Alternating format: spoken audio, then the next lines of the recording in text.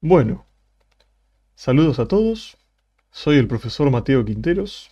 Estoy en el área de arte 2D de la Academia Brinca y quiero darles la bienvenida a la primera clase de Ilustración Digital 1. Em, Primero les voy a pedir un poco de disculpas si no los estoy mirando directamente. Lo que me sucede es que tengo una pantalla allá, tengo la segunda pantalla acá de la tableta y tengo la cámara con ustedes allá arriba. Entonces voy a estar variando un poco la atención de un lado a otro. A lo largo de este curso de 12 clases, nosotros vamos a ver una serie de estrategias, una serie de técnicas y elementos que nos van a servir para sentar nuestras habilidades en el desarrollo de imágenes para arte para videojuegos. Ahora, antes de comenzar, quería hacer unas observaciones y unas aclaraciones sobre el curso y cómo nos vamos a manejar, algunos de los temas que vamos a dar. La primera de ellas es que en esta presentación y a lo largo del curso les voy a estar mostrando una serie de imágenes. Algunas van a ser mías, como esta que está en pantalla ahora mismo. Creo que es una buena manera de conocernos, de que ustedes me conozcan a mí. A fin de cuentas, nuestra obra para los que nos dedicamos a este oficio es nuestra carta de presentación. Em, Una de las cosas que quería señalar es que si bien este es un curso de dibujo digital y vamos a estar trabajando con programas digitales, principalmente con el programa Photoshop, que es un estándar en la industria, eh, pero vamos a investigarlo un poquito más a eso. Si vamos a estar trabajando con esos programas digitales, las técnicas y algunos elementos que vamos a ver em, sirven también para aquellos que están interesados en trabajar tradicionalmente. Mucha gente se dedica al dibujo digital y también hace alguna obra tradicional, con técnicas tradicionales. Em, yo soy de la postura de que quien dibuja bien tradicionalmente va a dibujar y va a pintar bien también digitalmente. Pienso que la habilidad se encuentra en nuestro ojo y no necesariamente en el tipo de herramienta que estemos usando o en nuestra mano. Em, Hago énfasis en eso. Las herramientas digitales son una herramienta. Em, Ahora, hay un motivo también por el cual vamos a estar trabajando digitalmente. Y es que, eh, ¿por qué se usa mayormente en la creación de videojuegos herramientas digitales? En el caso nuestro de artistas digitales. ¿Por qué se trabaja con programas de dibujo mayormente? Bueno, eso tiene que ver con las facilidades, las ventajas que tiene el dibujo digital sobre a los métodos tradicionales. Y la ventaja fundamental, además del famoso control Z, el volver atrás, la ventaja fundamental que tienen las técnicas digitales, los programas de dibujo, es que nos permiten a nosotros nunca perder información. Esa es la ventaja fundamental del dibujo digital. No tenemos por qué perder información. Y vamos a ver por qué, ahora en un ratito. Ahora, con respecto al curso, si ustedes entran en el área de 2D, en el programa, y se fijan en el programa académico, ustedes lo que van a ver es que Ilustración Digital 1 le siguen dos cursos más, Ilustración Digital 2 y Ilustración Digital 3, valga la redundancia. Les señalo esto porque me parece muy importante tener en cuenta que este primer curso es complementario de los otros dos que le siguen. En este curso nosotros vamos a sentar una serie de bases que considero que son fundamentales al dibujo en general. Em, y van a ser herramientas que nos van a permitir desarrollar otras áreas con un poco más de facilidad. Así en Ilustración Digital 1 vamos a ver esas bases, vamos a ver gesto, estructura, vamos a hablar acerca de em, las capacidades que tiene el programa que vamos a estar usando. Lenguaje de formas, vamos a ver si vemos un poco incluso de anatomía y de diseño de personajes. Para así, de paso, eh, nos vamos metiendo un poco de lo que nosotros vamos a estar haciendo en nuestro oficio, si perseguimos el oficio, por ejemplo, de diseñadores de personajes. Em, en Ilustración Digital 2, si ustedes continúan con los módulos, vamos a ver sombreado y volumen, vamos a ver armonías de colores y vamos a ver técnicas digitales de coloreados, como mapas de gradientes, escala de grises y cómo pasar escala de grises a color, algunas técnicas que se utilizan en general. Y en Ilustración Digital 3 es donde vamos a ver finalmente unirse muchos de estos conceptos que estuvimos ya viendo, y vamos a ver cómo construir una historia mediante la composición en el dibujo. Eh, También vamos a ver algunas cosas quizás un poco más específicas. Tal vez hablemos acerca de concept art. Tal vez hablemos de... vamos a hablar acerca del flujo de trabajo en la industria. Buscar un flujo de trabajo, un método de trabajo que nos sea útil a nosotros. Vamos a ver diferentes opciones para trabajar. Y tal vez nos interioricemos también un poco en algunas producciones particulares del medio. Eh, Tal vez veamos style frames y cosas similares. La clase de hoy vamos a ver dos temas. Primero vamos a empezar por explorar algunas de las herramientas básicas que vamos a estar usando en Photoshop, aquellas que considero que son indispensables principalmente para empezar a dibujar, para bocetar en el programa. Y luego de eso vamos a dedicarle un tiempo a explorar las nociones de estructura, manipulación de formas. Vamos a hablar un poco acerca de volumen. Y son, esto último van a ser unas herramientas que más adelante nos permitan enfrentarnos a temas más complejos. Bueno, primeramente lo que quería que viéramos es em, si hay alguien entre ustedes que por ahí nunca abrió un programa de dibujo, que lo dudo pero puede pasar. eh, Vamos a hacer eso y vamos a ver cómo podemos abrir archivos para comenzar a dibujar y trabajar en Photoshop, que es, como ya les dije, con el programa que vamos a estar trabajando. Pero la manera de abrir archivos para trabajar en programas digitales en general es muy parecida en la mayoría de los softwares. Lo que a ustedes les va a suceder es que van a abrir Photoshop y probablemente van a tener una pantalla así. Yo la tengo llena de distintos trabajos y distintas referencias que estuve abriendo durante esta última semana porque estuve haciendo algunas ediciones y estuve armando algunas otras clases.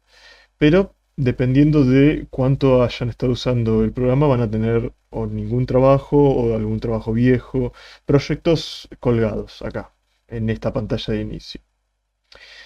Ahora, a la izquierda lo que ustedes van a ver, y acá yo voy a estar mirando particularmente seguramente acá en mi pantalla y no tanto a ustedes. Acá a la izquierda lo que van a encontrar es crear nuevo y abrir. Abrir va a ser para abrir archivos que ustedes ya tengan en la computadora, eh, sean imágenes o sean proyectos de Photoshop u otros proyectos que sean compatibles con Photoshop. Y crear nuevo es precisamente para comenzar un nuevo trabajo completamente. Yo voy a hacerle un clic a eso para ver si yo quisiera comenzar así libremente a plasmar algunas ideas para algún proyecto, ¿cómo haría? Les va a salir este menú y una de las cosas que van a encontrar es que van a tener elementos recientes, o sea, estos son formatos de archivos que con los cuales estuve trabajando recientemente. Photoshop viene con algunos formatos que no son reconocibles para formatos, por ejemplo, para impresión. Tamaño A4, tamaño A3, etcétera, etcétera. Yo voy a abrir una hoja A4, le voy a hacer clic a esto que tengo acá. Y me viene con un formato predefinido. Yo acá puedo ver otras categorías de tamaño. Está en milímetros, los puedo poner en centímetros. Está todo normal acá. Puedo poner que sea vertical u horizontal. Yo lo voy a poner en horizontal porque se ocupa más la pantalla y ustedes van a poder ver mejor todo el espacio completo. Bueno, y una de las cosas que yo les voy a recomendar es acá. En resolución, la cantidad de píxeles por pulgada es esto. Muchas veces aparece como ppp, ¿sí? Y en general, por lo menos a mí en mi versión me aparece, en mi versión de Photoshop, me aparece en general archivos a 300 píxeles por pulgada, que es em, una nitidez de archivo más que suficiente para trabajar y para imprimir.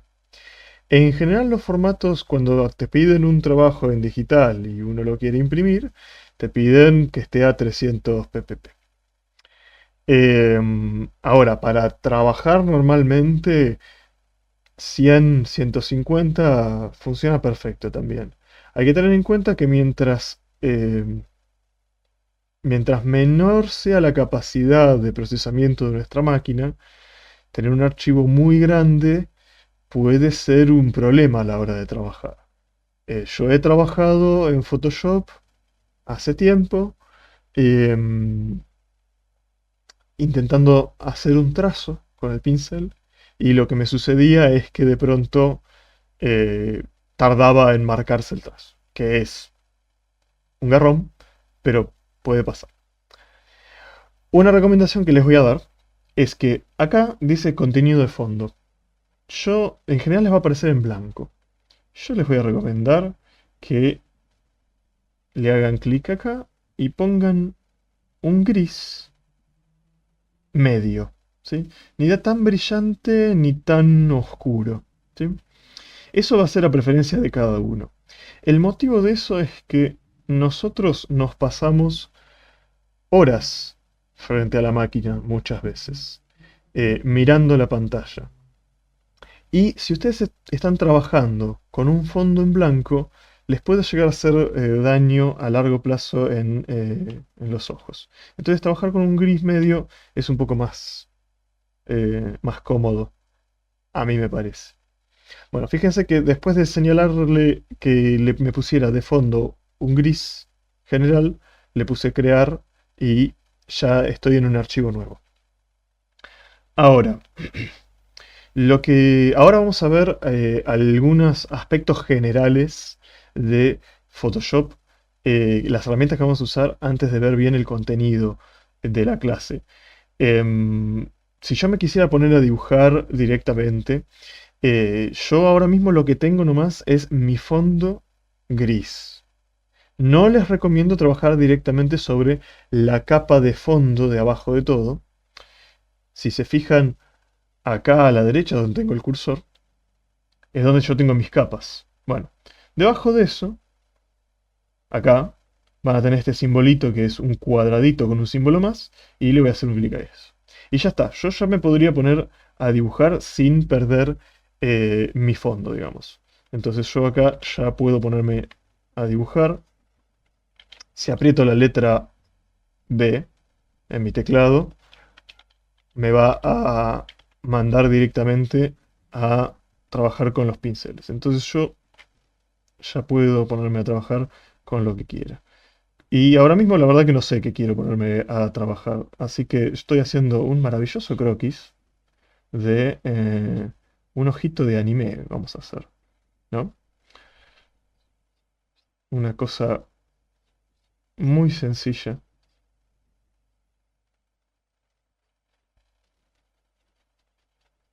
Fantástico. Bueno, ahí rapidito, ya estoy para que me contrate Miyazaki para trabajar en Ghibli, ¿no?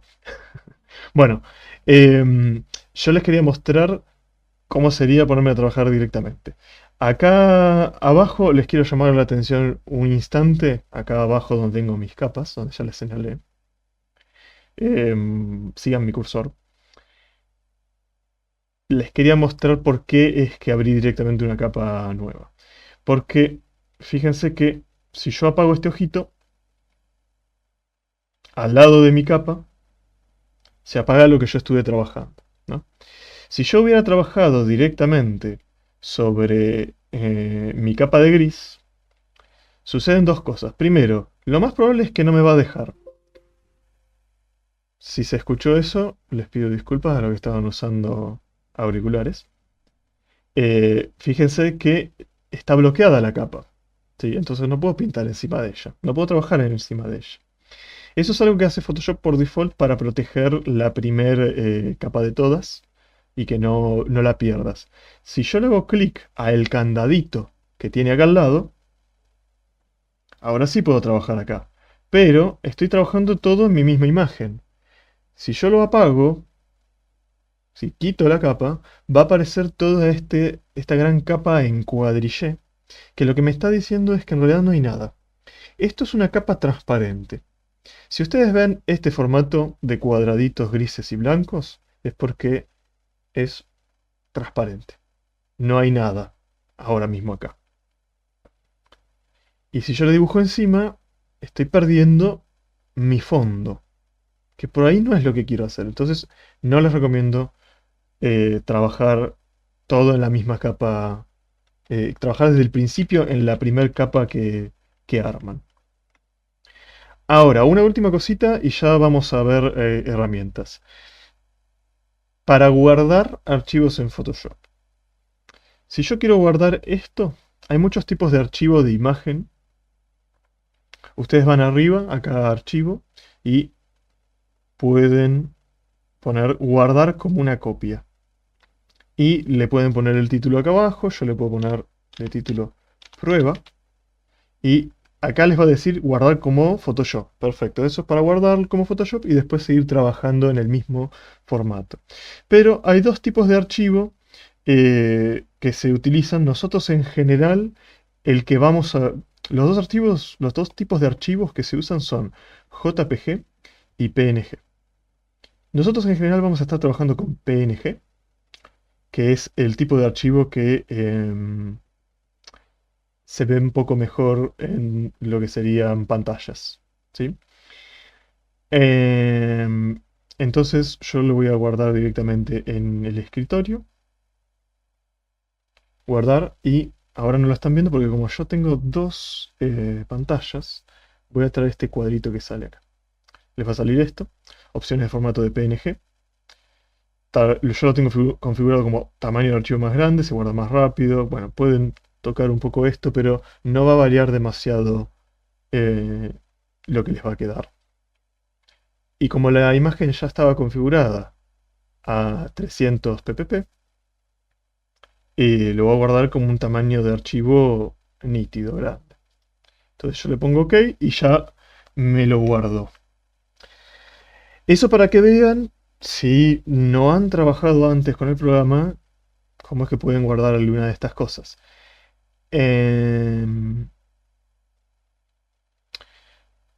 vamos a estar trabajando en general con esos dos tipos de archivos, ¿sí? Archivos de Photoshop y archivos en PNG, ¿sí? Eso para que lo tengan en cuenta a la hora de hacer las prácticas. Ahora hablemos un poco acerca de qué vamos a ver hoy. Primero que nada, lo primero que vamos a ver son, como les dije, las herramientas de Photoshop con las que vamos a estar trabajando. Yo acá les mostré muy rápidamente dos o tres de las herramientas, pero vamos a verlas a conciencia. Lo otro que vamos a estar viendo hoy es un tema fundamental de dibujo que es estructura, como les dije antes. Y una de las mejores maneras de ver estructura es si la comparamos a un tema que a veces le aparece opuesto y al mismo tiempo le es complementario. Vamos a ver un poquitito más acerca de eso, pero de momento se los voy a ejemplificar con una imagen, que es esta. En realidad son tres imágenes. Pero bueno, eh, estos son unos bocetos hechos por mí para esta clase. Tomé a este modelo de uno de los libros que les voy a compartir. Y fíjense que lo dibujé dos veces, pero a ver si me voy a acercar un poquitito.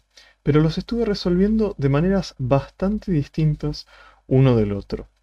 Hay, por supuesto, algunas elecciones que entre los dos modelos, aunque los hice a conciencia, hay algunas elecciones que se pueden llegar a repetir, pero la intención es bastante diferente. Acá es lo que estamos viendo es un tipo de figura gestual y un tipo de figura más estructurada, vamos a decir. Acá tenemos la figura gestual y esto estamos haciendo énfasis en la estructuración. También a veces se le llama construcción. Em,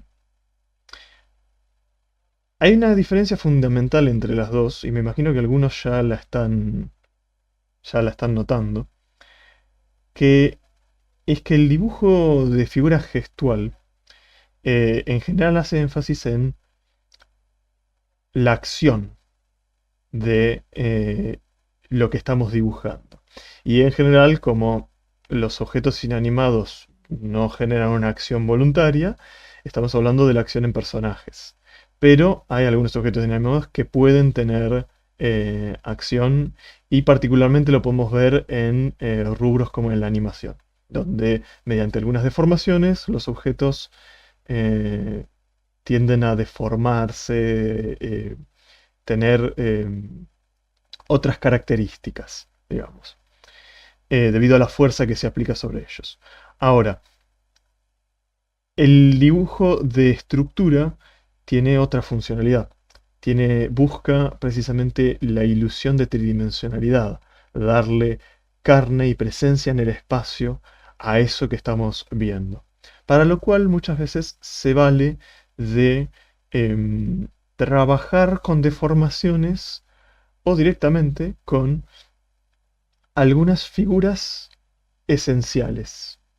Vamos a ver un poco acerca de esas figuras esenciales ahora en un ratito. Pero para que se entienda bien esto que estoy mencionándoles, em, esa es la diferencia fundamental que tenemos que tener en cuenta entre estas dos tipos de operaciones.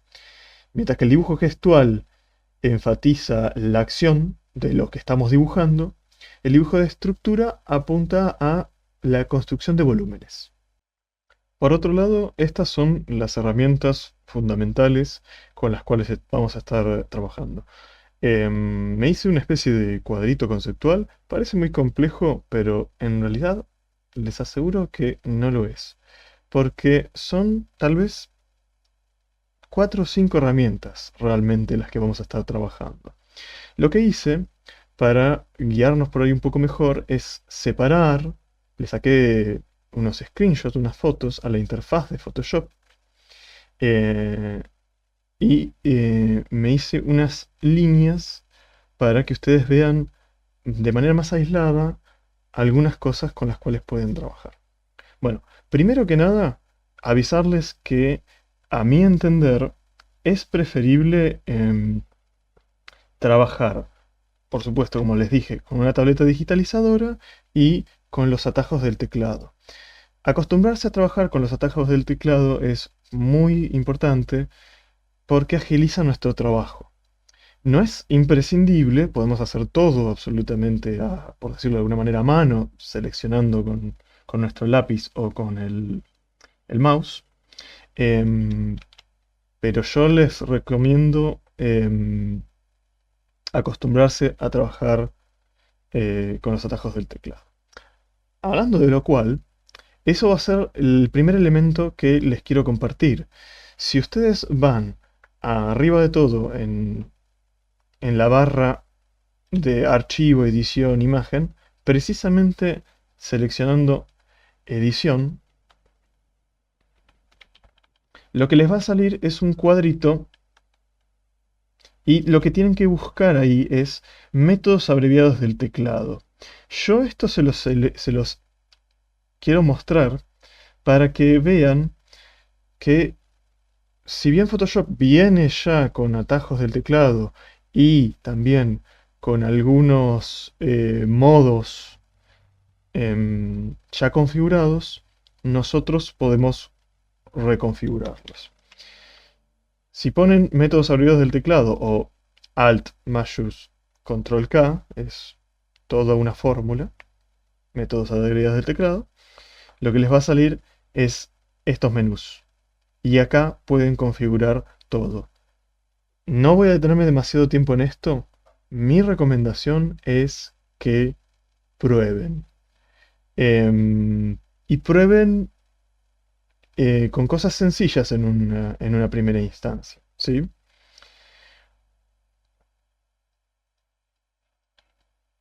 Ahora, hay un par de teclas y fórmulas que yo no cambiaría, que me parece que ya vienen, por decirlo de alguna manera, de fábrica y son útiles así como son. Ya les mencioné, por ejemplo, que la letra B larga, es el pincel, que es lo que yo estoy usando ahora mismo para dibujar en la imagen. El pincel lo que tiene es este simbolito de acá. ¿Sí? Les va a marcar Photoshop les va a marcar siempre lo que tengan seleccionado. Ahora, una cosa que tiene interesante el pincel es que si ustedes le dan un clic derecho, les va a salir este menú, que yo acá también me lo separé. Esto de acá. En ese menú les van a aparecer todos los pinceles que ustedes tengan cargados a Photoshop. En otra clase podemos hablar un poco acerca de cómo exportar pinceles.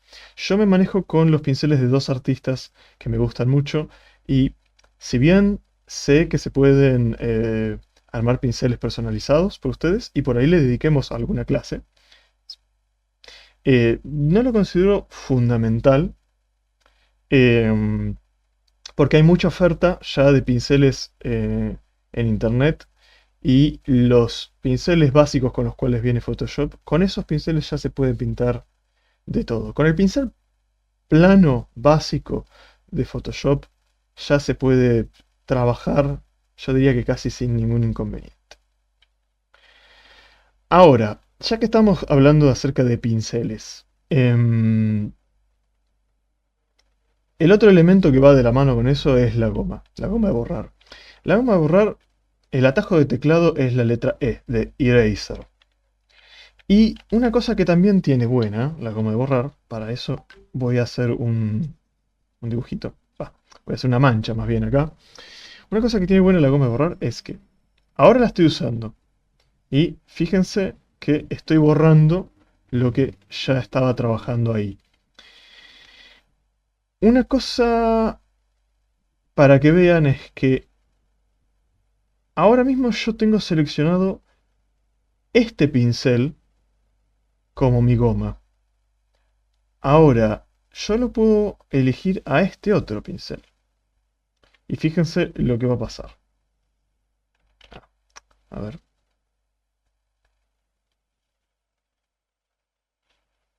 ¿Se dan cuenta?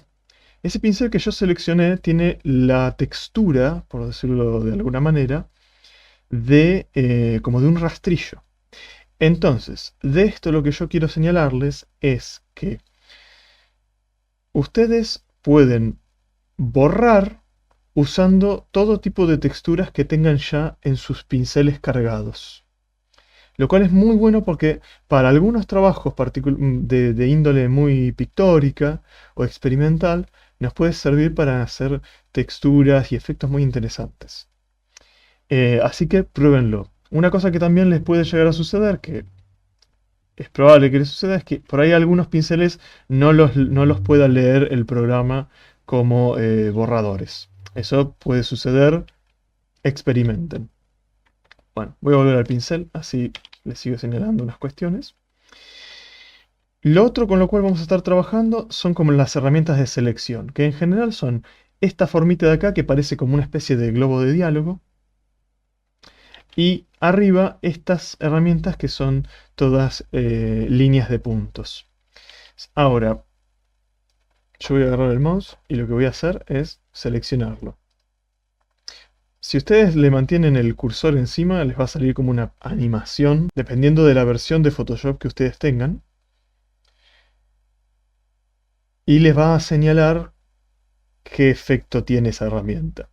Pero si ustedes mantienen apretado ese botón, les va a salir otras opciones. Por ejemplo, la herramienta básica del el marco rectangular hace este tipo de efectos que además yo después puedo mover, ¿no? Pero también puedo hacerlo como marcos elípticos, círculos y elipses. Si quiero mantenerlo simétrico, perfectamente simétrico, mantienen apretado Shift, la tecla Shift, y pueden hacer un marco simétrico.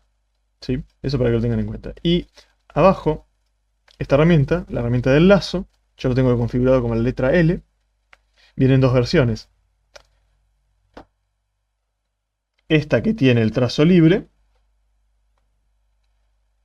y la otra versión que lo que me permite hacer es generar nodos. De esta manera puedo tener bastante control, pero siempre va a tener vértices. ¿Sí? Bueno, espero que la diferencia quede clara. Ahora, ¿cómo trabajamos con todas estas herramientas al mismo tiempo? Bueno, tenemos muchas opciones. Yo, por ejemplo, a ver, ¿qué puedo hacer acá? Puedo hacer una... Si me pusiera a dibujar una cara, así a grandes rasgos, armaría mi esfera, comenzaría por algunos ejes para ir planteando dónde irían mis volúmenes. Y yo no voy a detenerme demasiado en esto porque quiero que veamos unas cuantas cosas hoy. Pero bueno, acá voy a ponerle la nariz a este sujeto. Y voy a cometer un error a propósito por acá. Estoy trabajando con una línea muy suelta, no me estoy preocupando demasiado porque quede prolijo. Voy a cometer un error acá, a propósito. ¿Qué pasa si yo de pronto estoy dibujando y quiero hacerle el otro ojo? Siempre cuando dibujamos una figura, un retrato a tres cuartos nos pasa esto. Que hacemos un ojo que decimos, nos quedó fantástico, cómo me gusta este ojo. Le hago párpados, le hago las pestañas, la ceja y después quiero dibujar el otro ojo y no nos sale. Es muy común eso. Me voy a equivocar a propósito. Y voy a hacer el otro ojo por acá. Una cosa que probablemente jamás me pasaría, ¿no? Yo estoy exagerando totalmente. A ver, la pifié completamente. Ahora, me sirve para lo que quiero mostrarles. Pónganle que me equivoqué de esta manera o de una manera un poquito más sutil. em, y puedo pensar en una manera, en varias maneras de arreglar mi error. El primer instinto, para aquellos que venimos de las artes tradicionales, sería borrar esto, ¿no? Y comenzar de vuelta.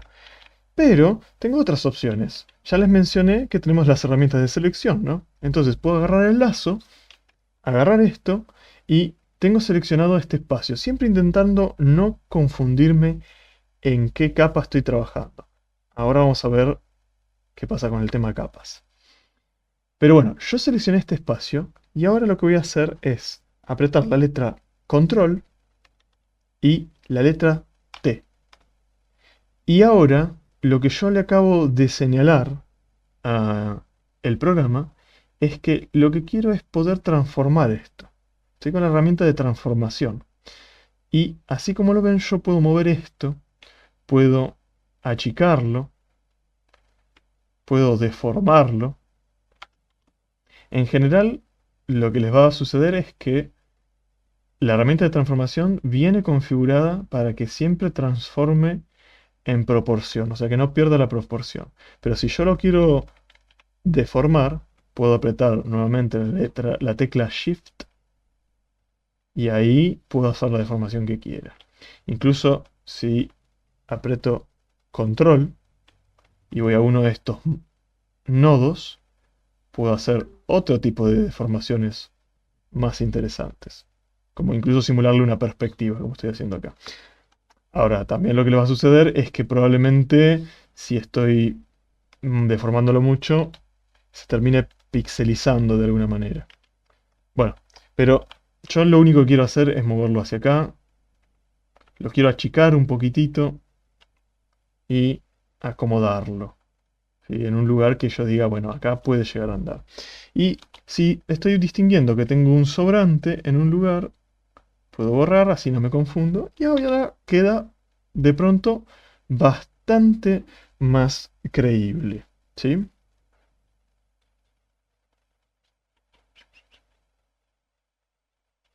Bueno, para hacer un bocetito, de hecho, la velocidad de la luz no está tan mal. Pero vamos a dejarlo ahí, porque si no, yo me emociono con el dibujo y se nos va la clase. Bueno, volvamos un segundo al gráfico. Ya les mostré entonces pincel, goma de borrar, las herramientas de selección y edición. Fantástico. No les puedo dejar de mencionar una de las herramientas más útiles del dibujo, que es el control Z, ¿no? Si yo hago un trazo y quiero ir hacia atrás, hago control más la letra Z y puedo ir hacia atrás. Fui demasiado hacia atrás. Ahí está. Así que bueno, no me lo marqué acá, pero bueno, el control Z es un comando que no solamente está en los programas de dibujo, lo tienen otros programas de escritura, por ejemplo. Y es muy útil. Si nos equivocamos una cosa, podemos ir hacia atrás inmediatamente. Y tengan en cuenta, sin embargo, que en Photoshop hay un número limitado de veces en las cuales yo puedo hacer control Z. Son bastantes de todas maneras, y hay otras maneras de no perder información, así que relájense. Una última cosita de este gráfico que les voy a señalar es la cuestión de las capas. Vamos a la cuestión de las capas. ¿Qué son las capas? Acá abajo yo me puse el grafiquito. Ahora, yo tengo la interfaz de Photoshop que yo estoy manejando ahora mismo, es casi la que viene estándar, que es probablemente lo que tengan ustedes si se descargan el programa y empiezan a trabajar ahí. Así que van a tener los elementos más o menos en el mismo lugar. Yo me puse el sector de capas acá a la izquierda, pero en mi interfaz ustedes pueden ver que las tengo acá abajo. Y justo creo que la estoy tapando con mi cuadrito. Pero bueno, ¿qué son las capas? Bueno, para hablar de capas, lo que yo quiero que ustedes visualicen es una serie de papeles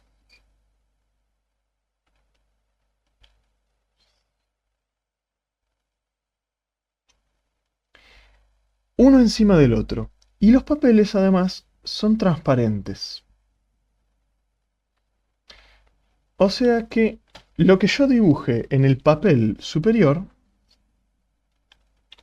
acá,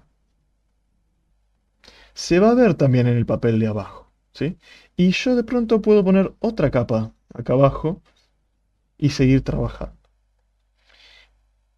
Esa es la manera en la cual trabajan las capas. Y voy a ver si se los puedo mostrar de una manera más directa.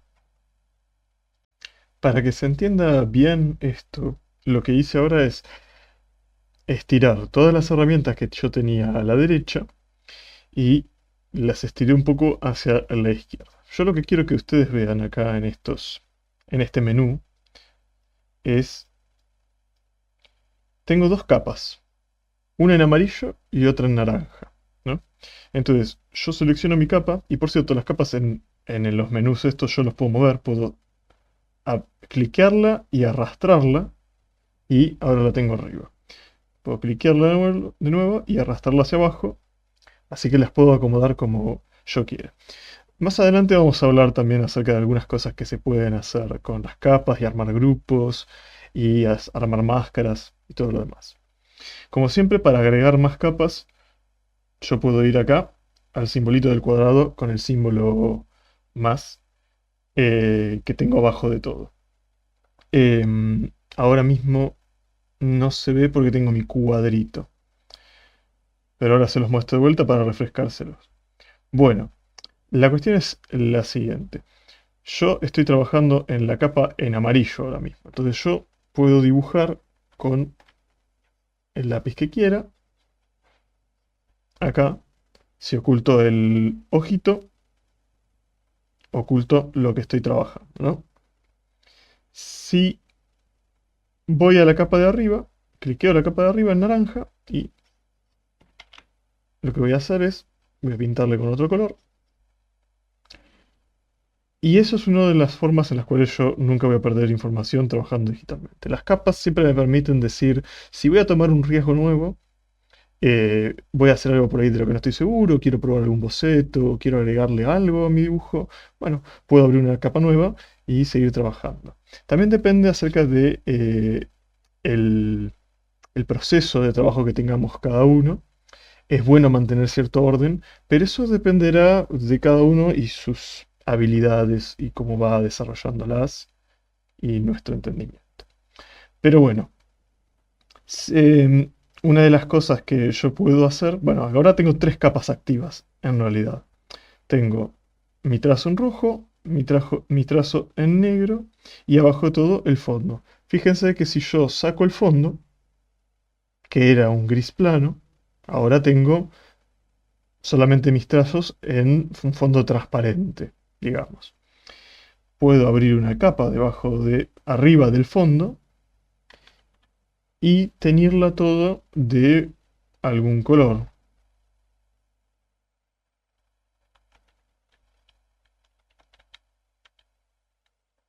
Una cosa más que les voy a señalar acerca de las capas es que arriba tenemos estos menús que dicen opacidad y relleno.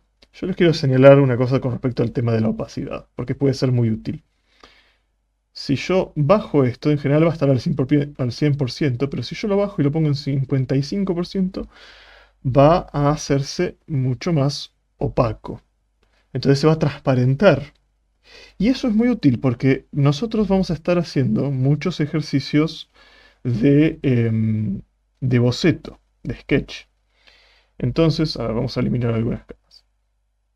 Entonces, una de las maneras de trabajar, particularmente cuando uno está haciendo una serie de ideas y quiere hacer, por ejemplo, no sé, una serie de expresiones de rostros y por ahí algunos diseños de personajes. Yo acá voy a hacer unos croquis muy sencillos.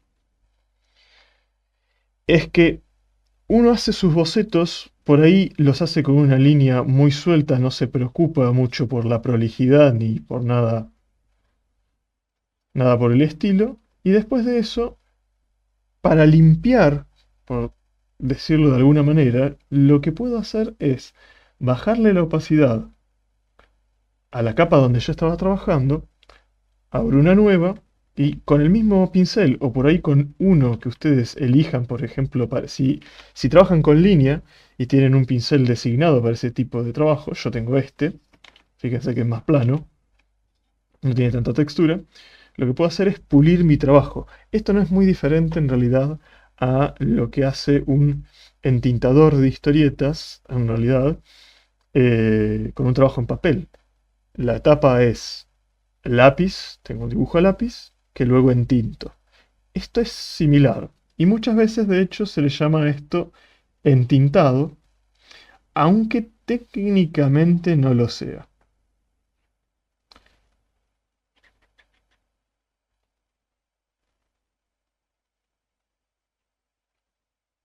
Así que yo de esta manera lo que me puedo dar es el lujo de trabajar una serie de ideas con una línea tranquila, no preocuparme por cómo va a quedar y así probar muchas cosas y luego dejar una parte de mi trabajo para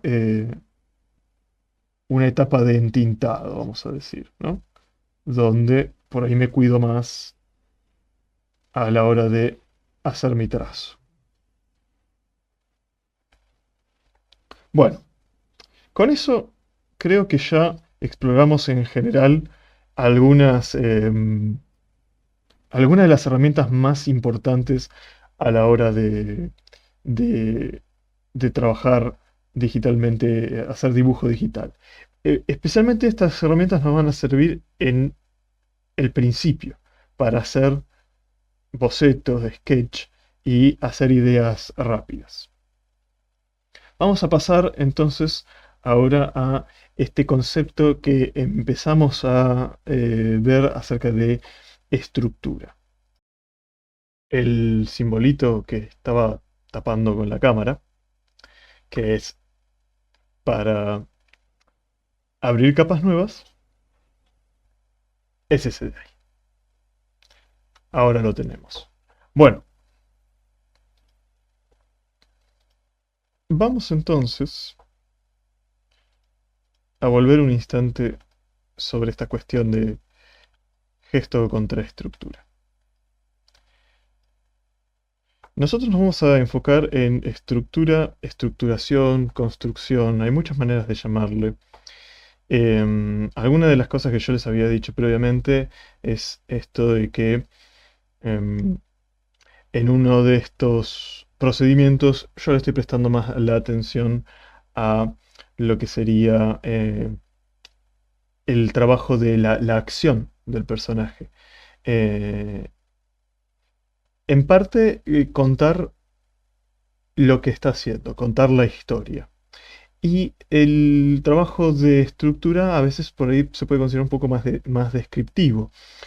Yo me separé otra foto de un modelo acá. Em, si yo quisiera ponerme a describir rápidamente esta imagen, la pose, captar la pose de esta chica, probablemente lo que haría es empezar a tomar una serie de líneas rápidas que describan más bien generalidades y las líneas curvas en este tipo de proceso ayudan particularmente. Además, el dibujo gestual tiende un poco hacia la exageración en general, porque como lo que nosotros estamos intentando hacer es captar ese instante de acción, o inventar un instante de acción, no nos preocupan tanto las proporciones de nuestro modelo, no nos importa tanto la anatomía, sino que estamos preocupados en señalar rápidamente, es un tipo de trabajo más rápido en general, eh, qué es lo que está haciendo ese personaje, o ese objeto, o lo que sea que estamos describiendo. En otras clases, cuando veamos un poco más de cuerpo humano y tal vez un poco de diseño de personajes, vamos a detenernos un poco más sobre algunas técnicas para hacer este proceso y algunas nociones que están, algunas de las cuales están sacadas también del mundo de la animación. Ahora, esto fantástico si yo quisiera hacer un tipo de trabajo gestual. Ahora, como ustedes habrán visto en el trabajo de arriba, si yo lo que quiero hacer es empezar a darle un poco más de tridimensionalidad, un poco más de materia y de presencia a mi modelo, me voy a tener que valer de otras herramientas y de otra comprensión. Lo fundamental de todo esto es desarrollar una conciencia espacial. Em, y para eso necesitamos algo más que sea una serie de líneas de acción y silueta. ¿Sí? Hay varias estrategias para hacer eso y vamos a hablar un poco acerca de ellas. Pero como yo les dije antes, en general estos procedimientos de creación de figuras gestuales y estructuración van un poco de la mano. Lo ideal es generar una mezcla entre los dos, que creo que es lo que nos va a dar nuestros personajes más interesantes. Em, a este trabajo que yo hice acá, yo podría dibujarle encima directamente, de hecho. De hecho, vamos a hacerlo de esa manera, ¿no? Yo lo voy a poner acá en el medio. Esta capa le voy a bajar la opacidad y lo voy a usar como una guía aproximada, digamos. Voy a abrir una capa nueva, esta capa que acabo de teñir de rojo. Y si yo quisiera hacer un trabajo más enfocado en el volumen, tendría en cuenta otras cosas. Por supuesto que esto es una figura humana. Es un tipo de figura muy compleja, ¿no? Hay un montonazo de elementos con los cuales podemos practicar para ir construyendo con figuras más sencillas. Jarrones, eh, cajas. Yo en mis estudios he dibujado un sinfín de cajas. Pero fíjense que ahora lo que yo estoy haciendo, por ejemplo acá en el brazo, lo que estoy haciendo es convertir el brazo en realidad un cilindro. Yo si le pongo acá después una esfera y esta parte, el antebrazo, lo transformo en otro cilindro, no dista mucho lo que yo acabo de hacer de esos muñecos de madera, esos maniquíes que podemos comprar en una librería que se usan precisamente para este tipo de poses, ¿no? Fíjese que además yo también estoy usando una serie de líneas que están describiendo mi forma. Esas líneas, que podemos llamar ejes, están unidos a una idea, un concepto, que es muy importante, que es la topografía de los objetos de nuestros personajes. Ahora vamos a ver un poco más acerca de eso. Pero bueno, yo quería que vieran eso, de primera mano, que son dos tipos de trabajo más diferentes. Estoy acá prestándole mucha más atención a cómo serían esos volúmenes. Y bueno, voy a dejar esto incompleto así. Hablamos acerca de esos conceptos fundamentales con los que vamos a trabajar. Pero si yo me acerco bastante a este personaje que está mucho más construido, digamos, tiene más presencia, por ahí ha perdido un poco de gestualidad, un poco de velocidad, pero ha ganado en masa. Yo acá hice un trabajo un poco más complejo, no más que trabajar con cajas y cilindros, ¿no? Pero todo lo que hice surge en realidad de figuras esenciales. Con algunas líneas y algunos ejes puedo marcar la superficie, la descripción de esos objetos, pero si, por ejemplo, yo analizo un instante este brazo, yo podría reproducir esa muñeca, ese antebrazo y el músculo que me permite girar la mano, eh, podría diseccionarlos un poco, ¿no? Y yo podría hacer, por ejemplo, una caja como una plancha larga, a la cual arriba le voy a poner un gran globo con forma como de gota. Voy a borrar un poco esta parte, así se ve bien lo que estoy haciendo. Ahí va, algo así, por ahí lo podríamos llevar un poco más hacia abajo. Em, y luego la palma podría tratarse de otra plancha más, técnicamente. A la cual, por supuesto, tendría que agregarle una serie de cilindritos que yo estoy haciendo muy rápidamente acá. Pero bueno, esto es un poco de lo que nosotros tenemos que empezar a preocuparnos. ¿Cómo podemos transformar?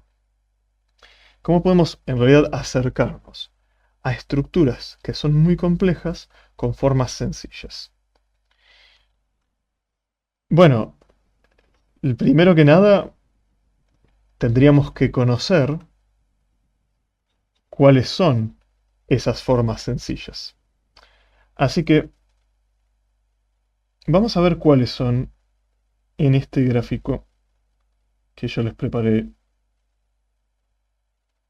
acá.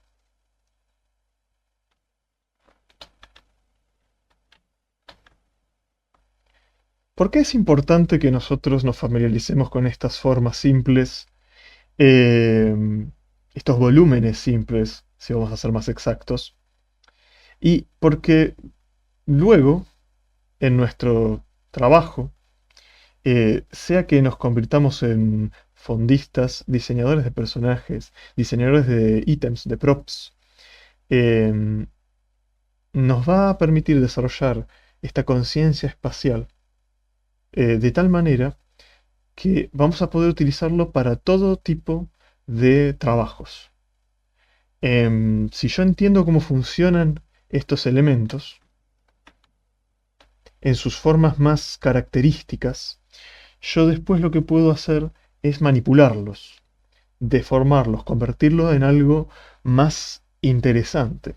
Porque una serie de cubos por sí solos por ahí no son eh, tan llamativos. Excepto que estemos hablando de un videojuego como el Minecraft, que literalmente es un mundo hecho de cubos. Pero bueno, tiene una serie de giritos ese juego.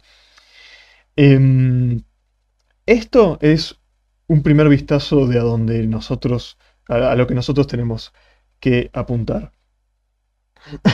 Bueno, las formas básicas, que por cierto, se les dice formas básicas, pero insisto con esta idea de que en realidad son volúmenes. Ahora vamos a ver la diferencia entre forma y volumen. Pero son estas, cubos, esferas, conos y cilindros. Y yo agregué, ya que estábamos, pirámides. Pero técnicamente una pirámide podría considerarse que es una mezcla, por lo menos esta pirámide que yo hice acá, ¿no? Podría tratarse de una mezcla entre un cono y un cubo. Ahora, yo agregué una serie de cosas, como ya vimos en las figuras humanas que estuvimos analizando recién, a mis figuras, precisamente para que realmente se note que son figuras, ¿no? Por ejemplo, que son figuras con tres dimensiones, me refiero. Porque, a ver, si yo agarro esta esfera, ¿cómo dibujo esta esfera? Puede parecer una pregunta un poco tonta, pero claro, yo hago algo así y digo, esto es una pelota, es una bola. En realidad es un círculo. Es una figura que tiene dos dimensiones y aparenta eso, y yo quiero acercarla a algo que parezca realmente un globo. Esta esfera que yo hice acá parece un globo terráqueo, y el motivo es bastante simple. Primero, yo le agregué un eje, ¿sí? Un eje, un punto sobre el cual ese objeto gira, que lo atraviesa en el medio. Y puedo hacer otro eje alrededor, como una cinta, como un cinturón, e incluso puedo hacerle una línea punteada detrás en transparencia para describir toda esa gran forma. Y ahora sí parece un objeto con volumen. ¿Bien? Ahora que después nosotros, cuando hagamos un dibujo más elaborado, borremos algunos de estos elementos, es otra historia. Pero el motivo por el cual trabajamos con ejes, con transparencia, es que nos va a permitir em, ver la totalidad de ese objeto y comprenderlo en su totalidad. Y más importante aún, comprenderlo en contexto. Ahora vamos a ver por qué la transparencia nos ayuda a entender los objetos en contexto. Un análisis general de la mayoría de estas figuras que vemos acá. eh, para manipular los objetos básicos, lo mejor es ponerse a hacerlo. O sea, si yo voy a mi cilindro, yo tomé este cilindro y lo transformé en eso. ¿Qué hice para hacer eso? Lo afiné un poco, hice que sus bordes como que ondularan y además también hice que una de sus caras, la superior, se incline un poco hacia adelante, ¿no? ¿Cómo nos damos cuenta de que se está inclinando un poco hacia adelante esta cara más que la cara inferior? Me refiero a esto, ¿no? Esto contra esto. Si yo los separo, si agarro esos dos objetos y yo los separo, lo que voy a notar es que sí, el de arriba, el techo, es más ancho que el de abajo. Y eso es uno de los indicadores para darme cuenta que lo que yo tengo ahí se está inclinando hacia adelante, hacia la cámara. Em, por cierto, estos elementos que yo acabo de separar se llaman elipses, ¿sí? No son círculos, son elipses. Una elipse, en realidad, es técnicamente un círculo en perspectiva, ¿no? Contra un plano, digamos, en contexto de un ambiente. Em,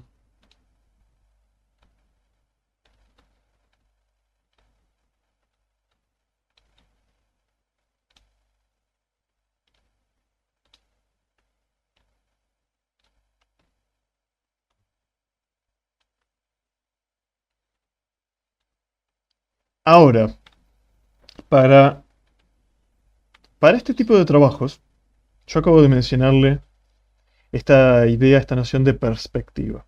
Vamos a hablar acerca de perspectiva, es fundamental para desarrollar conocimientos para construir escenarios, pero no vamos a ver eso hoy. Por lo cual, de momento, la manera de armar alguna de estas figuras va a ser un poco distinta a lo que haríamos si nos quisiéramos acercar más a una ilusión de realidad.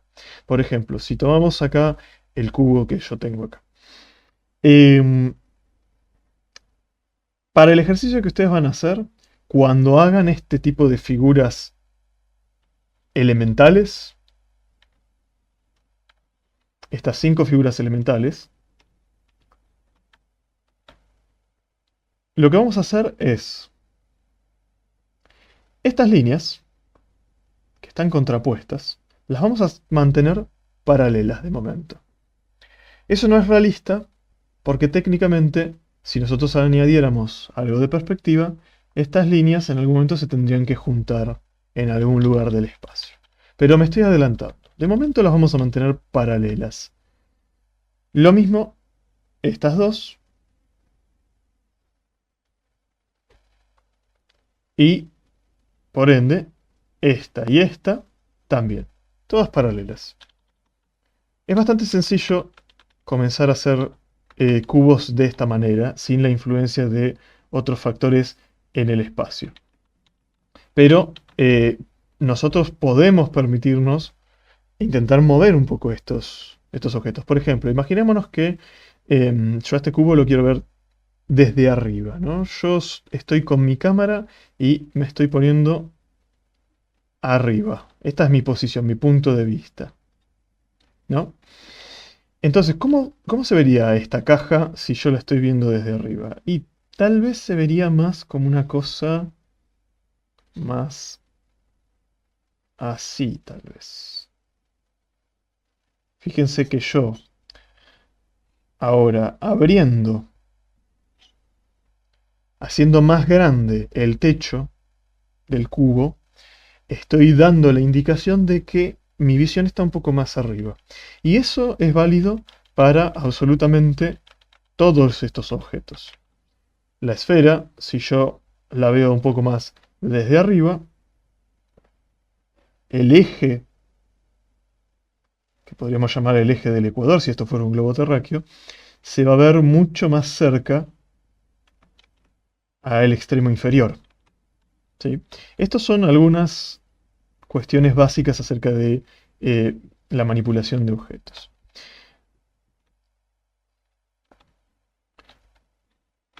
Acá lo que hice es una torsión, por ejemplo. Yo comencé acá con mi plano del piso, lo que sería esta parte, ¿no?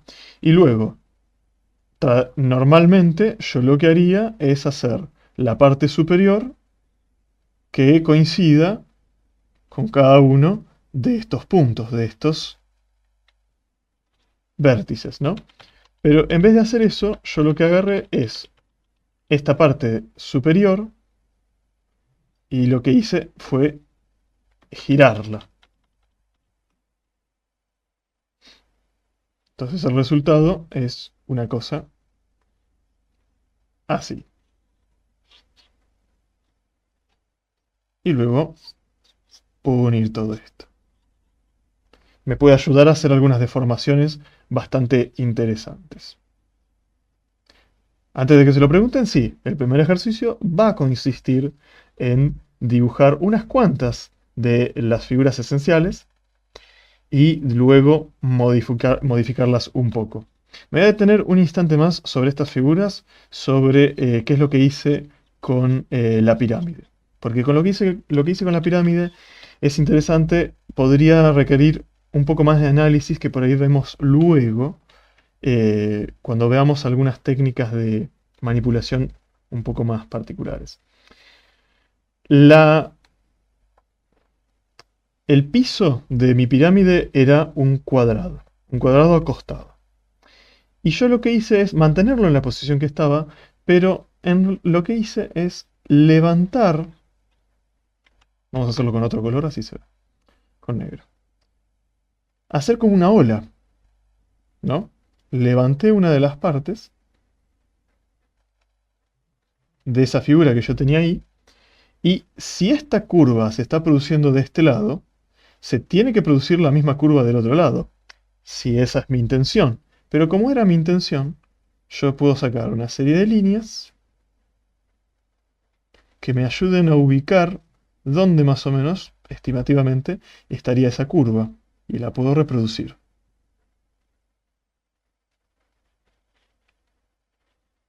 Y esto se ve bastante creíble. Tengo entonces ahora lo que sería el piso de este elemento, aproximadamente.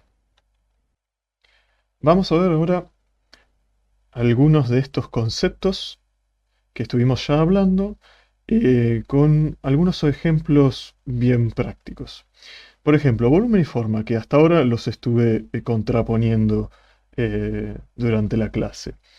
Esto es a lo que me refería con la diferencia que tienen entre los dos. Esta figura, que parece casi un poroto o un maní, yo la puse a propósito porque más adelante, de hecho, es muy probable que la utilicemos cuando veamos algo de figura humana.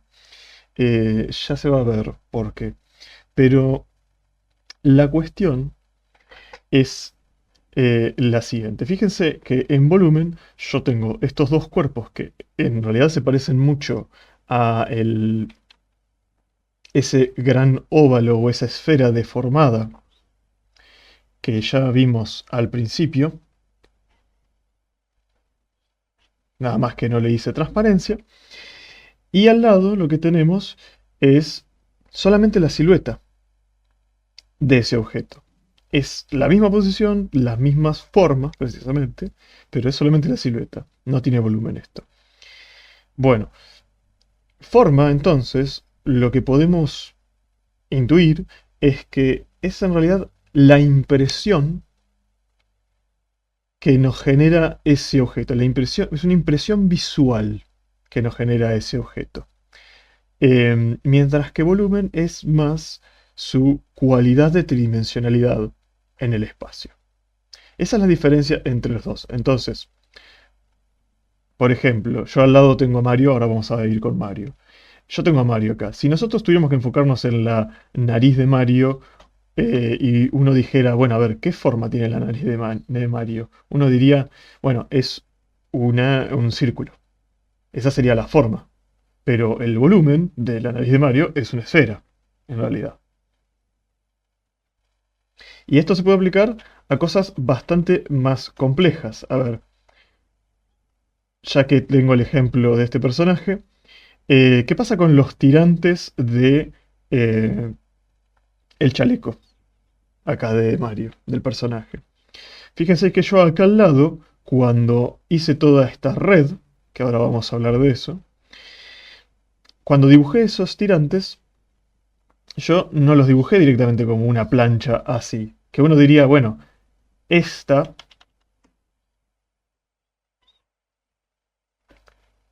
esta cosa que parece casi una flecha, esa podría considerarse que es más o menos la forma de los tirantes. Pero el volumen es otra cosa. Tiene un poco de masa eso. Si más no sea ese borde que le marco para que parezca un poquito más contundente. Bueno, espero que esta diferencia se entienda, pero también que a pesar de lo que estoy diciendo, tengan en cuenta que a veces el vocabulario se mezcla un poco. Cuando yo hablo de formas geométricas, a veces nos podemos estar refiriendo a las formas tridimensionales. A veces el vocabulario es un poco confuso, pero me parece que es bueno que de todas maneras tengamos en cuenta cuál es la diferencia entre estos términos, porque nos va a ayudar para más adelante para definir y separar ejercicios. Ahora, ya que estábamos acá con mi amigo de Nintendo, fíjense que lo que hice acá fue trazar, es como que agarré la silueta de Mario y tracé toda una gran red en toda su figura, ¿sí? Guiándome con un poco la sensación de formas, de sombras que tienen los objetos acá, y un poco de invención, porque bueno, no conozco exactamente los volúmenes, pero los puedo intuir. Esto es algo que ya estuvimos hablando en otra clase, ¿no? Esta idea de la topografía. La topografía es un término que podemos encontrar de hecho, en geografía. Eh, Nos estamos refiriendo a las cualidades de volumen de la superficie de los objetos, ¿sí?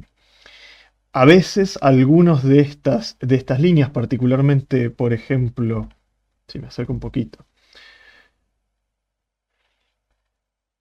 toda esta gran línea que viene así y después engancha la nariz y baja por el bigote y después la podríamos llegar a unir entre el cuello y también el pecho. A veces se le llaman algunas de estas líneas principales ejes. Pero bueno, eso es la topografía, es la cualidad de volumen de la superficie de un objeto. O bueno, en este caso de un personaje.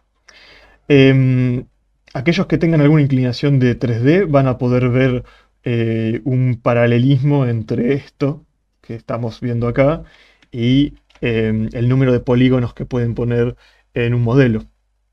Es bastante similar. Bueno, después, transparencia. Ya estuvimos hablando acerca de transparencia.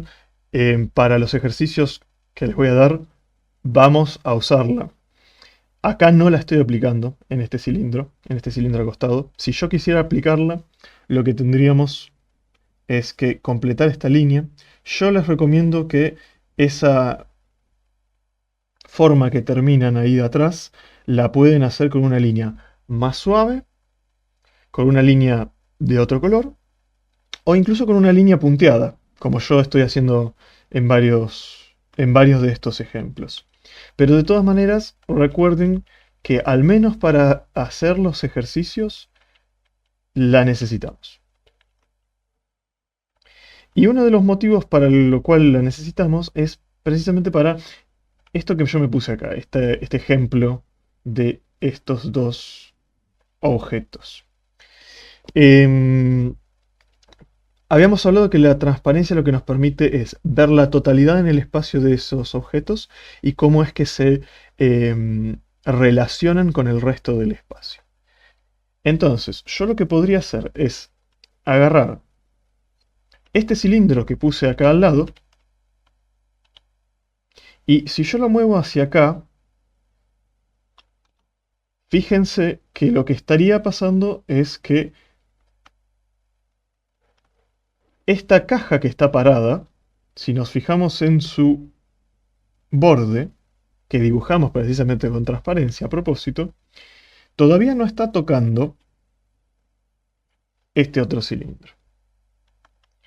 Ahora, ¿qué pasa si yo sigo trayendo esto hacia adentro de la caja? Ahí justo, o incluso por ahí lo ponemos un poquito más arriba, así se ve. Ahí justo se está produciendo una tangente, justo una coincidencia acá, y el borde de la caja está tocando el borde del cilindro. Pero yo lo puedo seguir trayendo hacia adentro. ¿Y ahora qué acaba de pasar? Una cosa interesante acaba de pasar, que puede ser lo que buscamos o puede ser un error, dependiendo de qué es lo que queramos hacer. Ahora lo que está sucediendo es que una parte del cilindro se está fusionando con la caja.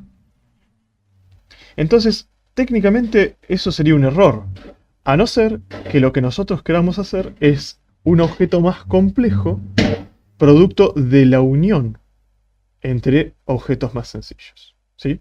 Pero de todas maneras es una cosa a tener en cuenta porque esto en general cuando se produce, cuando somos primerizos, es porque no estábamos prestándole demasiada atención a dónde estamos poniendo el objeto.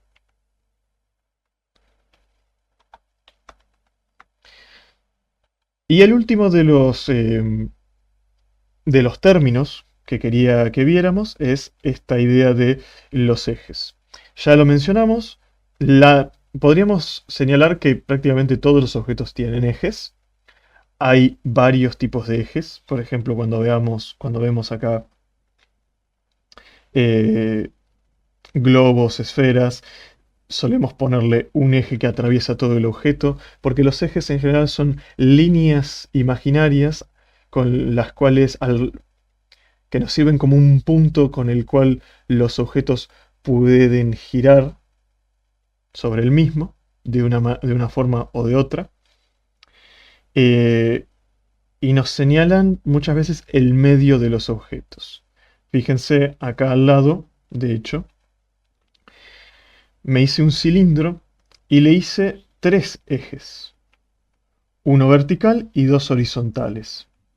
En conjunto, esos ejes se llaman ejes perpendiculares. Precisamente porque son perpendiculares, o sea, que están generando ángulos de 90 grados. Y siempre van a generar ángulos de 90 grados. Si yo este cilindro lo quiero acostar, me marco mis ejes perpendiculares y ahora lo puedo completar.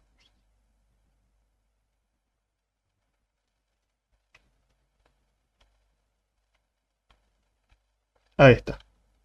Entonces siempre van a ser ángulos de 90 grados esos ejes perpendiculares. Particularmente esto ténganlo en cuenta a la hora de construir cilindros. Cuando armamos cilindros deformados, estas cualidades pueden, por supuesto, cambiar. Pero cuando queremos hacer una botella o objetos que tengan simetría, que sean iguales de los dos lados, tenemos que intentar mantener esta regla.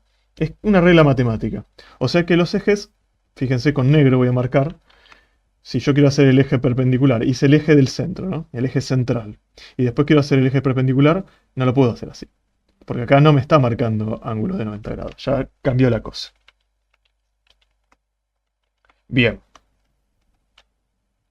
Vamos entonces a algo por ahí un poco más divertido ahora.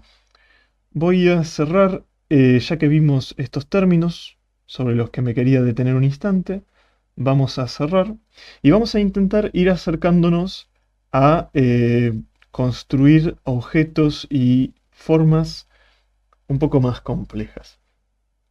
Acá me hice una selección de algunos elementos y cómo es que podríamos usarlos para combinarlos en cosas más interesantes. Props, por ejemplo, en el escenario, pero no únicamente. Acá me elegí las cualidades de cilindros y esferas y un ejercicio que me suele gustar mucho es armar una pava, porque es una forma que es ciertamente sencilla, pero ya empieza a tener cierta complejidad con esto de que tiene algunas partes redondas, tiene varias partes interconectadas. Pero fíjense que de todas maneras yo mantuve en este objeto algunas de las operaciones que estuvimos viendo. Me salté algunas, porque bueno, o me olvidé o no me gustaba cómo quedaban. Pero podríamos marcarle un eje acá, podríamos marcarle otro eje perpendicular acá. Fíjense que incluso el pico tiene una sensación como de un cilindro. ¿Cómo sería ese pico? Es un cilindro curvo hacia arriba, como si se tratara casi como el cuello de un patito, y terminaría acá arriba en una elipse, pero en plana. Y si yo le hago un poco de la topografía, vamos a ver esta cualidad, ¿no? Todos los objetos, independientemente de lo que sean, acá hice una columna, por ejemplo, con lo que sería un cilindro y media esfera. O sea, agarré una esfera y básicamente lo que hice fue cortarla por la mitad. Y la coloco acá arriba.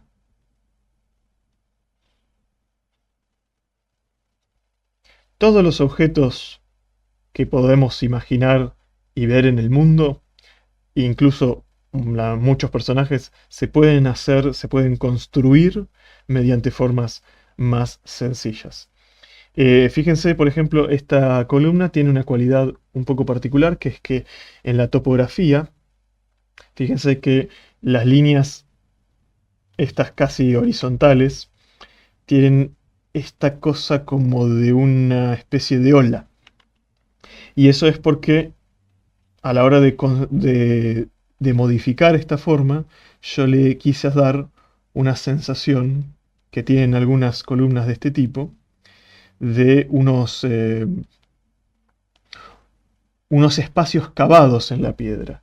Entonces, yo no hago una sola elipse para describir esta topografía, sino que más bien lo que tendría es, viene una curva, pero luego hay una pequeña curva que se mete hacia adentro, para demostrar que hay una parte del material que ha sido cortado, y vuelve hacia arriba y luego de vuelta hacia adentro, y así sucesivamente.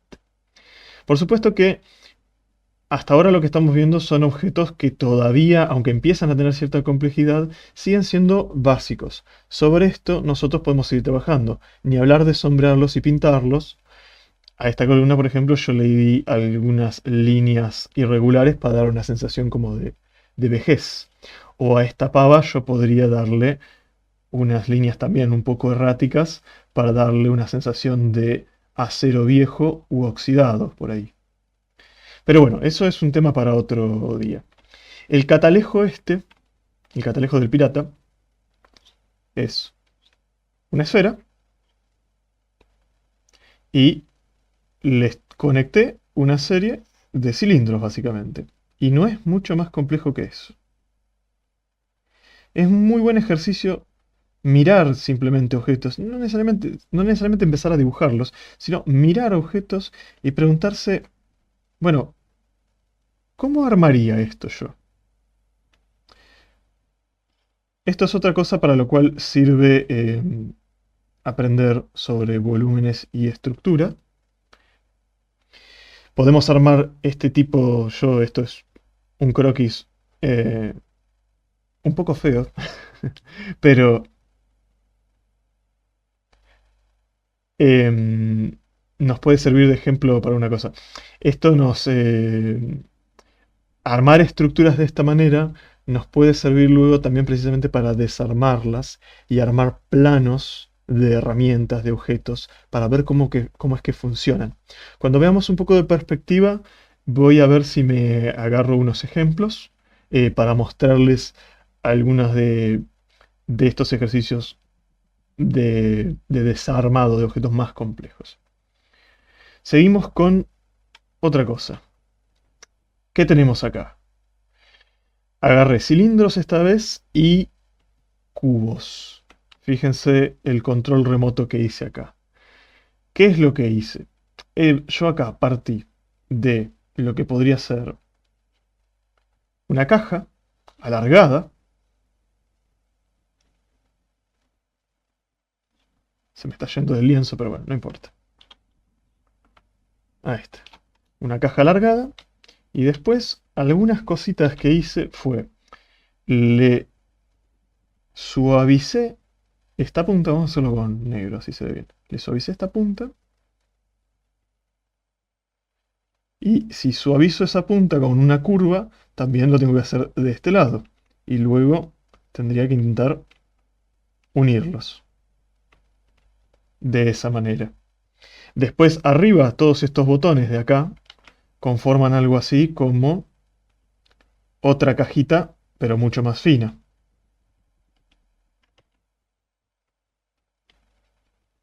Ahí. Como una plancha, ¿no? Una plancha de botones. ¿O qué pasa con este otro elemento de acá abajo? Yo me imaginé como que podría servirnos como un concept para un edificio de nuestro juego. Por ahí, si yo acá agarro y le pongo el símbolo de una cruz, podría ser un centro Pokémon. Un centro para curar a nuestros personajes, por ejemplo, ¿no? Un hospital. Y está todo conformado, originalmente está conformado a partir de una caja. Esta sí es un poco más cúbica que el control remoto que había armado recién.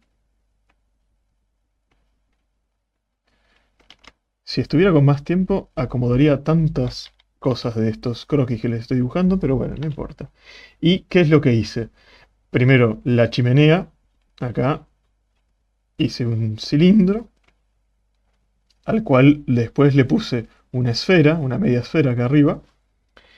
Y después hice algunas cosas un poco más interesantes, como por ejemplo, le hice un corte siguiendo esta misma línea paralela a esta y a esta, le hice un corte para construir lo que sería el arco de entrada. Podemos hacer efectos muy buenos moldeando un poco los bordes y extremos de nuestros objetos. Lo mismo podemos hacer con los bordes. Por ejemplo, acá arriba, fíjense que hice una forma como casi de una media luna por ahí para redondearlo. Y de este lado va a quedar como una curva. Por supuesto que le voy a sacar una porción del objeto, pero le da otra dinámica al edificio, que si fuera tan duro, tan lleno de filos, por ahí no daría tanto de un lugar donde uno se va a curar. Bueno, acá hice un robotito al estilo Wall-E, a partir de esferas y planchas curvas. Bueno, esto yo quería que vieran algunas cosas básicas que podemos ir planteando a partir de formas aún más básicas. Es una cuestión de práctica y eso es una de las cosas que yo quiero, no les puedo dejar de mencionar. Yo les voy a dar algunos ejercicios, pero ustedes van a tener que seguir practicando en sus casas. No va a alcanzar solamente con los ejercicios que yo les voy a dar. Nuestro oficio es uno que requiere disciplina y tiempo. Vamos a ver una última cosa relacionada con los ejercicios que van a hacer ustedes. Acá arriba tengo lo que llamamos un bodegón, un modelo conformado por una fruta y algunos objetos. Hay muchos tipos de bodegón, no me voy a meter en historia del arte ahora mismo. Yo lo reproduje acá con unas formas bastante sencillas. Le di a algunos de los objetos un borde para mostrar la topografía, la cualidad de la tridimensionalidad. Fíjense que acá hice un plano un poquito más decente de cómo podríamos desarmar ese objeto. Y la fruta, la naranja esta, en vez de hacerla como una forma idealizada de una esfera, le hice un pequeño borde un poco más achatado para dar esa sensación de que es un objeto orgánico. También podemos deformar los objetos con líneas o tomar decisiones que parezcan más desordenadas, pero a propósito. Hablando de formas más orgánicas, ahora no la complicamos. Ustedes van a tener que, les voy a pedir que hagan, aunque sea la cara, la cabeza de un animal, con formas sencillas. Acá yo tomé a este cocodrilo, que me parecía muy bueno, el perfil de cómo estaba levantando la cabeza, y fíjense que lo construí marcando toda esa topografía. Le presté atención, ¿a qué cosas le presté atención? A luces y sombras, ¿sí? Cuando vayan a hacer este ejercicio, agárrense una foto con una buena iluminación. Por ejemplo, fíjense acá en la mandíbula, toda esta forma que yo marqué acá,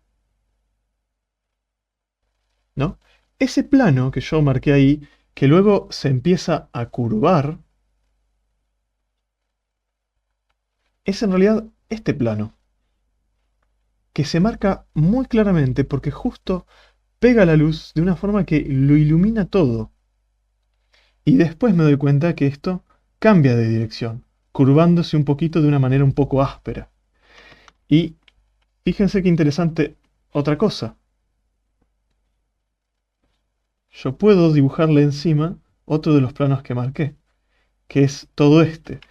Y me doy cuenta que es todo un mismo plano porque de vuelta tiene todo el mismo sombreado y luego, acá abajo, tenemos sombra más intensa. Entonces técnicamente yo lo hice un poco más complejo, pero técnicamente podríamos haber marcado solo 3 planos. Y hubiera estado bien.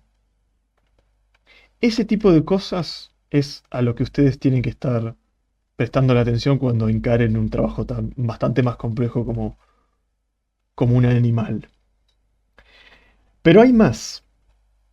Nosotros estuvimos hablando sobre tomar volúmenes y deformarlos. Yo no puedo definir el cuello de ese cocodrilo como simplemente un cilindro. Entonces, ¿qué es lo que hice yo? Esto. ¿Qué es eso? Es una elipse y otra elipse pegada al lado. La suavizo y me queda entonces una forma, un volumen completamente diferente.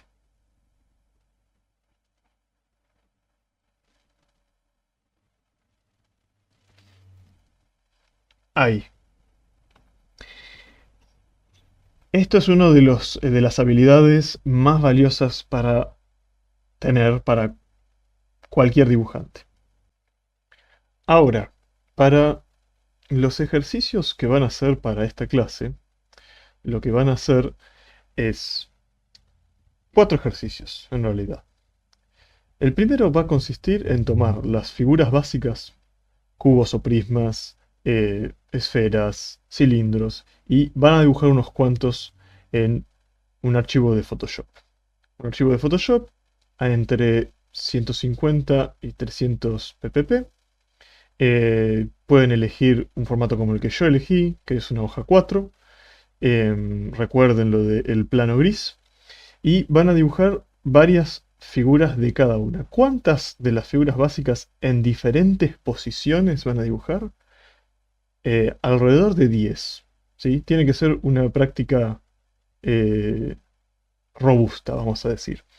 Recuerden usar transparencia y como yo estoy demostrando acá en la práctica, pueden usar transparencia haciendo línea punteada o también pueden hacer en una capa arriba lo que nosotros estaríamos viendo del objeto y la transparencia la pueden hacer en una capa nueva debajo del objeto y bajándole la opacidad.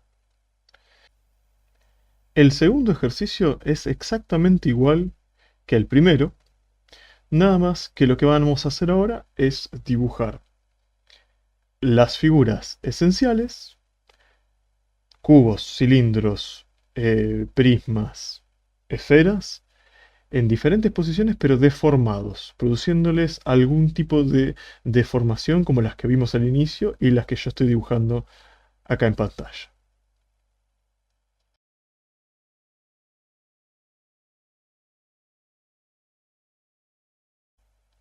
Para el tercer ejercicio, lo que vamos a hacer, lo que van a hacer ustedes, es buscar imágenes en internet o sacar la foto ustedes de una pava, un jarrón o unas botellas. Van a tomar esa imagen y la van a copiar y la van a pegar en su archivo de Photoshop. Es un procedimiento muy sencillo, simplemente tienen que buscar la imagen, hacerle clic derecho, ponerle copiar y luego en el lienzo en Photoshop con las herramientas de selección o directamente haciendo control B pueden pegar la imagen. Y lo que van a hacer es dibujar uno de ellos, el jarrón, la pava o las botellas, el que prefieran. Lo pueden hacer en dos posiciones por lo menos, así tenemos al menos dos puntos de vista con los cuales trabajar, siempre manteniendo la transparencia. Y finalmente, vamos a hacer el ejercicio que tal vez es el más complejo, pero vamos a hacerlo como una prueba. Todos estos ejercicios de ustedes les va a servir como un gran diagnóstico de lo que pueden hacer. eh, y este, más que nada, va a ser toda una prueba. Parecido a lo que les mostré del cocodrilo previamente, lo que van a hacer es, nuevamente, buscar la imagen de la cabeza de un animal, la van a copiar y la van a pegar en Photoshop, y la van a geometrizar, la van a dibujar utilizando figuras sencillas, dibujando la topografía. Van a tener que tomarse su tiempo para algunos de los volúmenes más complejos. Fíjense que ahí yo me estoy haciendo un estudio de cómo sería la topografía del cuerno, que es tan completa, tan compleja. Así que bueno, ese va a ser el ejercicio final.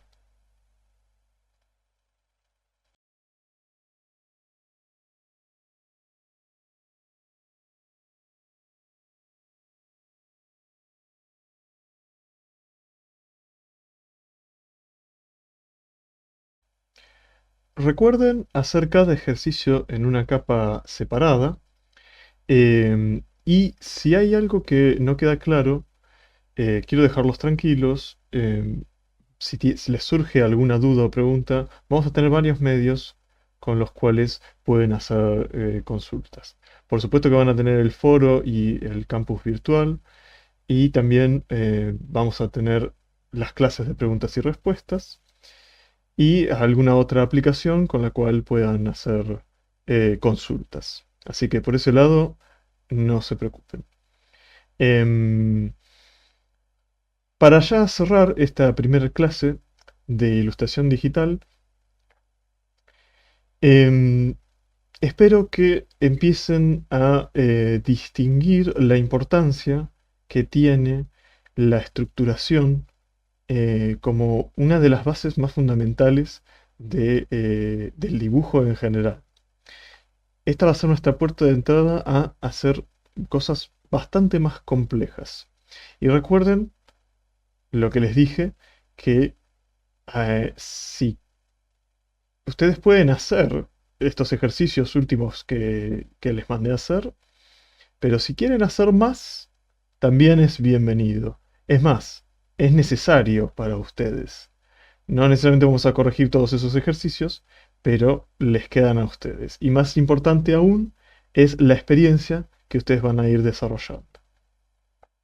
Bueno, los saludo y nos estaremos viendo en la próxima clase de Ilustración Digital 1. Hasta luego.